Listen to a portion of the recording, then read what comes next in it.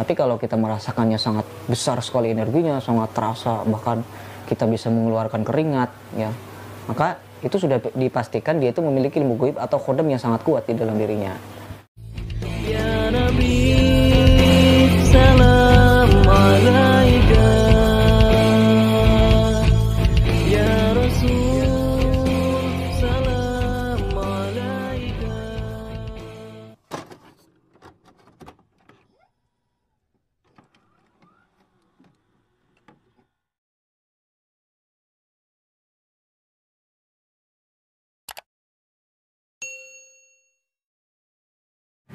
Assalamualaikum warahmatullahi wabarakatuh. Ketemu lagi dengan saya, Ki Bagus Purwas. Apa kabar sedulur semua? Semoga semuanya selalu dalam keadaan sehat walafiat, selalu diberikan rezeki yang banyak oleh Allah Subhanahu wa taala. Amin ya Allah ya Rabbal alamin. Pada kesempatan kali ini saya kembali lagi hadir untuk menemani sedulur semua.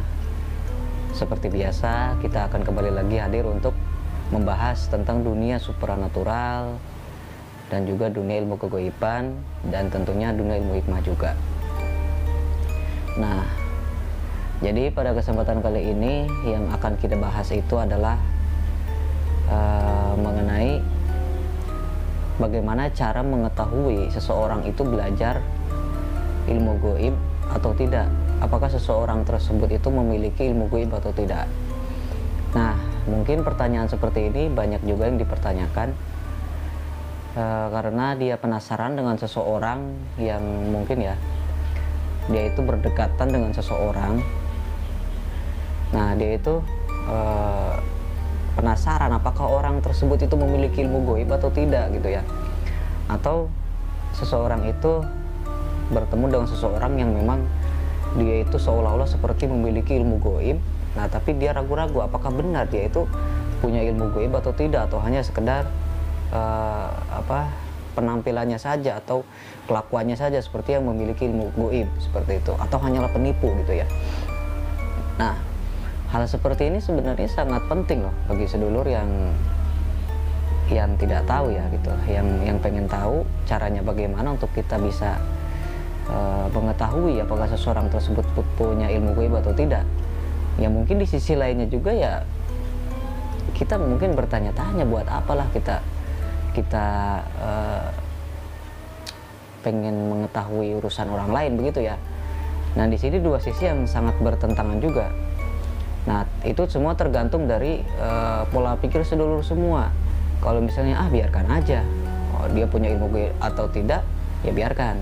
Tapi kalau misalnya sedulur kehidupan sedulur itu berpotensi terkena penipuan atau dan sebagainya seperti itu ya halnya, ya maka ini harus diketahui cara seperti ini. Jadi biar sedulur nanti saat bertemu dengan orang yang seperti itu nanti tidak ketipu atau tidak terjerumus dengan penampilannya yang seperti seolah-olah memiliki ilmu gaib atau seorang paranormal seperti itu.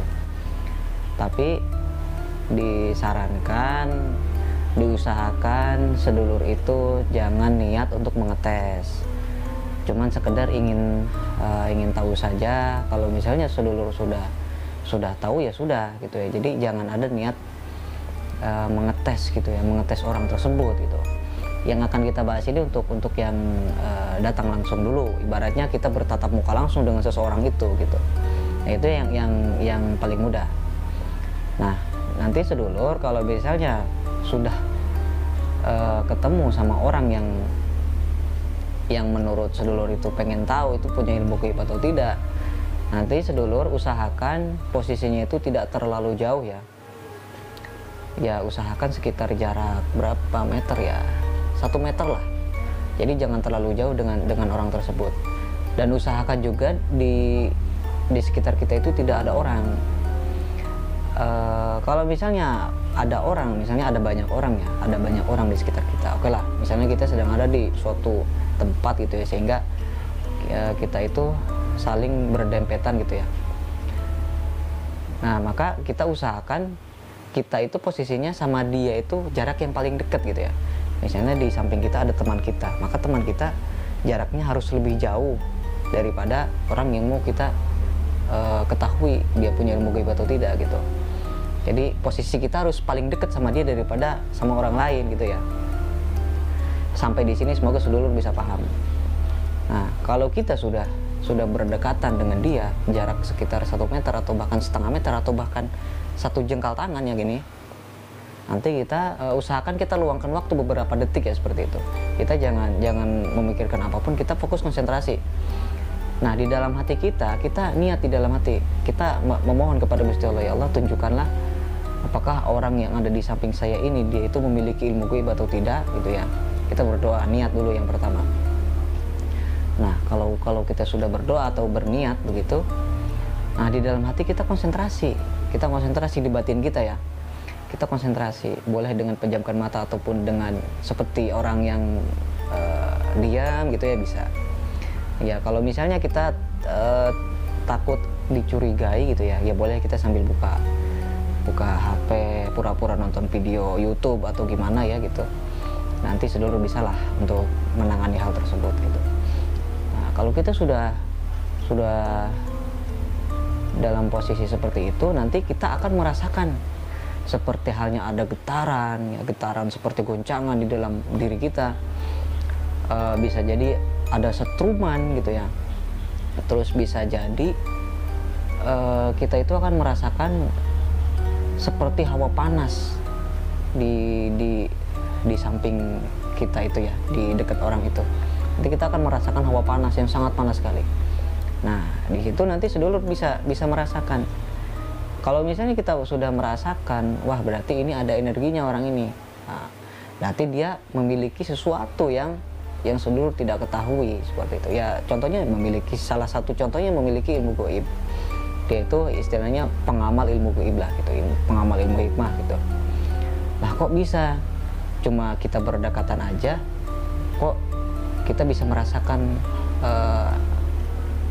sensasi seperti itu? Bisa.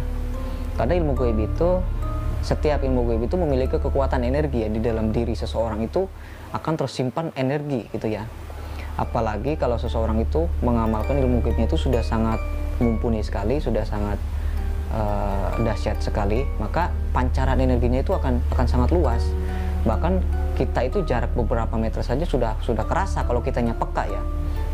Tapi kalau dikarenakan kitanya masih pemula gitu ya, maka ya kita konsentrasi dulu, kita konsentrasi aja santai gitu ya. Nah, ini salah satu tips dari saya bagi sedulur yang selalu bertanya-tanya gimana caranya gini-gini. Nah, ini salah satu tips yang sangat mudah gitu. Jadi kita cukup mengolah niat dan juga mengolah konsentrasi. Diawali dengan niat tersebut juga akan menghantarkan kita ke sesuatu yang ingin kita tuju gitu. Nggak mungkin kalau kita niatnya mau melet tapi kita merasakan energi, ya nggak mungkin. Segala sesuatu itu diawali dengan niatnya. Kalau niatnya sudah lurus, lalu prakteknya juga benar, maka akan sangat bagus. Itu akan sangat akurat dalam proses terkabulnya suatu hajat, suatu keinginan lah gitu.